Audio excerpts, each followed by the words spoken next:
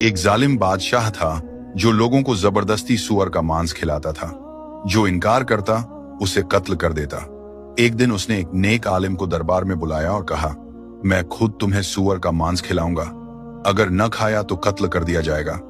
लेकिन आलिम को दरबार में लाए जाने से पहले दरवाजे पर एक ओहदेदार ने आहिस्ता से कहा, जो मांस आपके सामने रखा जाएगा वह बकरी का होगा। मैंने इंतजाम कर दिया है, बस आप खा लीजिए, आपकी जान बच जाएगी। कुछ देर बाद आलिम के सामने मांस रखा गया। सब लोग उनकी तरफ देखने लगे। बादशाह ने हुक्म दिया, खाओ वरना मौत के लिए तैयार हो जाओ। लेकिन आलिम ने हाथ न बढ़ाया। ओहदेदार ने इशारा करके कहा, यह बकरी का मांस है, खा लीजिए। मगर आलिम खामोश रहे।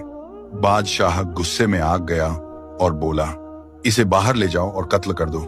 जब आलिम को बाहर ले जाया जा रहा था, ओहदेदार ने अफसोस से कहा, मैंने तो आपकी जान बचाने का तरीका बताया था, फिर आपने मेरी बात क्यों न मानी?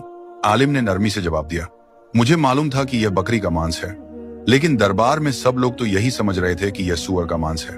आलिम ने अपनी जान कुर्बान कर दी, लेकिन ईमान पर समझौता न किया। इस वाकया का सबक यह है कि जिंदगी में ईमान और सच्चाई को हमेशा कीमत दो। अगर दुनिया के दबाव में आप अपनी अकीदत न खोएं, तो चाहे जान ही क्यों न चली जाए, आप जीत चुके हैं।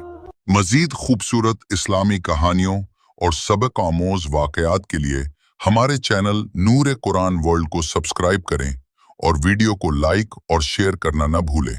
शुक्रिया।